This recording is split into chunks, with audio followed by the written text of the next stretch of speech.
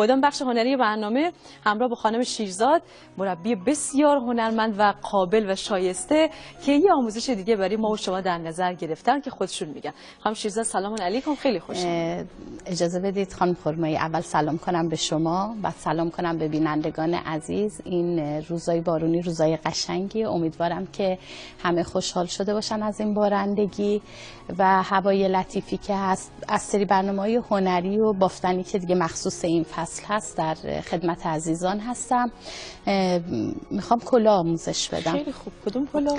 منتها کلاهی که میخوایم آموزش بدیم هم با 2 میل عزیزان میتونن ببافن هم با قلاب. من امروز بنا رو بر این گذاشتم که روش هر دوتا رو آموزش بدم که دیگه سوالی برای کسی نمونه. شکل تموم شده ی کلاه تقریبا به این صورت هست.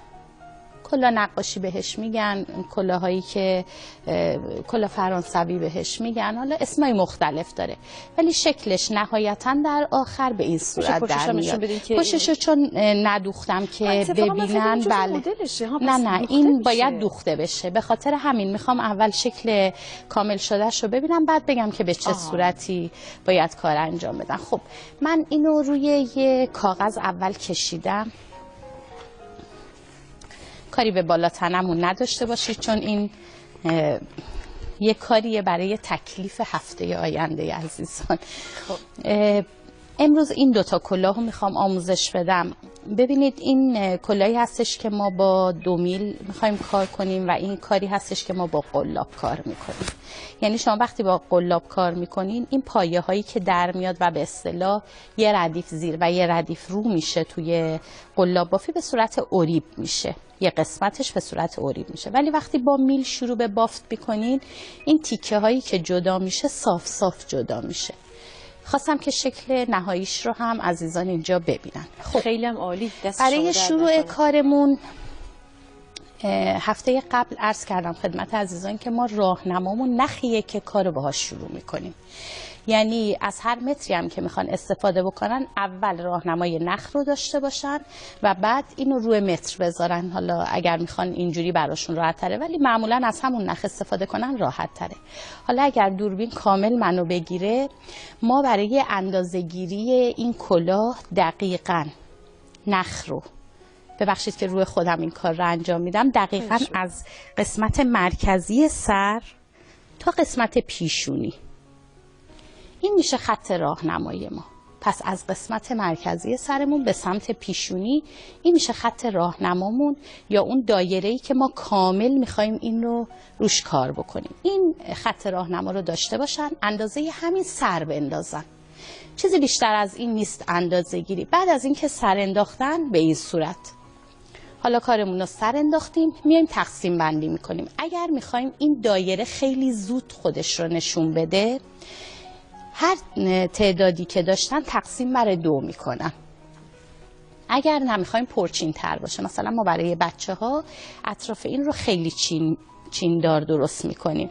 اگر میخوان به این صورت باشه که تقسیم بر 5 میکنن. پس اگر میخوان زودتر به نتیجه برسن تقسیم بر 2، اگر میخوان دیرتر که پرچین تر بشه کلاشون تقسیم بر 5 میکنن دونه هاشون رو. بعد شروع به بافت میکنن به این صورت. الان من اینجا 30 تا سر انداختم و شروع میکنم به بافت کردن. بافتمون ساده است خانم خرمایی، یه زیر یه رو، یعنی یه ردیف زیر یه ردیف رو، ساده کار میکنیم. من اینجا کارم رو تقسیم بر 5 کردم به این صورت.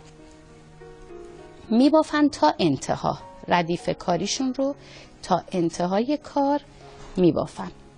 وقتی داریم کار میکنیم باید به تعداد دونه هایی که میخوایم قسمت آخر بذاریم بمونه توجه بکنیم. تقسیم بر 5 کردیم کارمونو، پس باید قاعدتاً بعد از اینکه بافتمون رو شروع کردیم 5 تا دونه قسمت آخری کار ما بمونه به این صورت که الان ببینید من این بافت رو انجام دادم.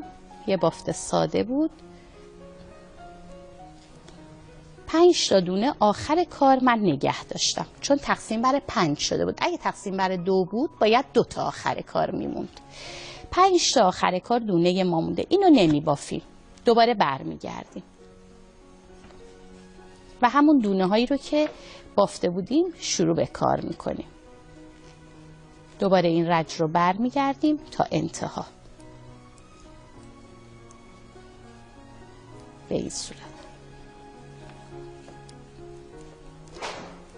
برای بافتنی ها فقط باید عزیزان دقت کنن اون ایده‌ای که خودشون دارن با توجه به اون نوع بافتایی که یاد میگیرن رو کنار هم بذارن. خانم خرمایی، اصلا بافتنی چیز سختی نیست. درست. یعنی ما تمام کارها رو با همین بافت رو و بافت زیر انجام میدیم. حالا ممکنه بعضی جاها این بافت رو یه مقدار روش کار بشه یا بافت زیر که به شکل‌های مختلف در بیاد، ولی پایه کار همون بافت رو و بافت زیر کار ما هستش.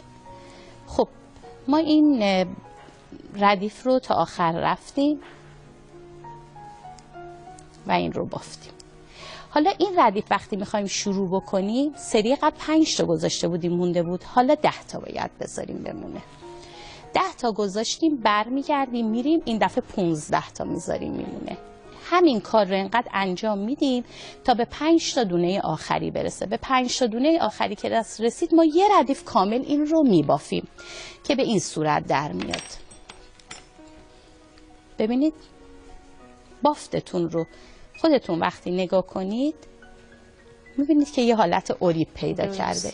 این اوریبا همون حالت به اصطلاح عوضمان توی خیاطی یا همون حالت لچکیای نیمه‌ای رو داره که ما کنار همدیگه اینا رو شروع کنیم به بافتن. یه تذکری به عزیزان بدم، این کاری رو که اینجا میبینین ما دامن کلاش هم به همین ترتیب میبافیم. یعنی این قسمت میشه دور کمر ما و این قسمت پایین میشه قسمت پایین دامن ما. خواستم بگم که با این روش شما دوتا کارتون رو راحت میتونین انجام بدید. فقط اینجا ما بلندی کلاهو داریم، اون موقع شما بلندی دامن رو دارید و هیچ فرقی با هم دیگه نمیکنه. خب بعد از اینکه به انتهای کار رسیدید یه ردیف رفت و برگشت روی این انجام میدیم و دوباره از اول این مدل رو شروع میکنیم. باز 5 تا میذاریم میمونه، 10 تا، 15 تا، 20 تا، 30 تا الی آخر. این کار رو انقدر انجام میدیم که وقتی ما کارمون رو روی زمین میذاریم دقیقاً یه دایره کامل به ما بده. درست.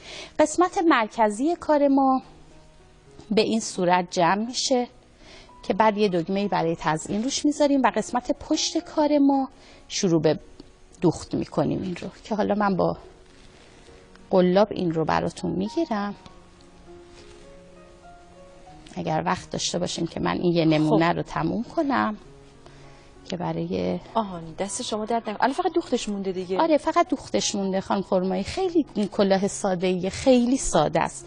ببینید چون وقتمون داره به پایان میرسه برای این بخش. خب میبینم چقدر مونده. نگاه کنید الان من اینو کامل از پشت به هم دیگه وصل میکنم. حالا خانوما توی خونه وقت بیشتری دارن میتونن کامل اینو بدوزن و کامل اینا به هم وصل بشه.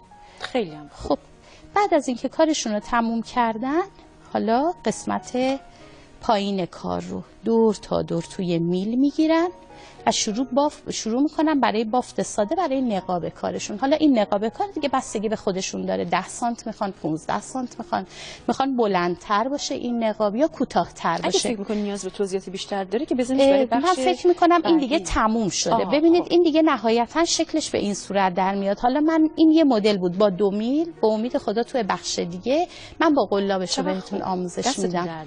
خواهش میکنم. خیلی ممنون، متشکرم. ان شاءالله که هممون بتونیم از هنرامون داخل زندگیمون استفاده بکنیم، مخصوصا تو خانواده که خیلی میتونه اثرگذار باشه. اصلا دلخوشیه کار کردن و گذاشتنش توی خونه یا دادنش دست کسی که بتونه استفادهش بکنه.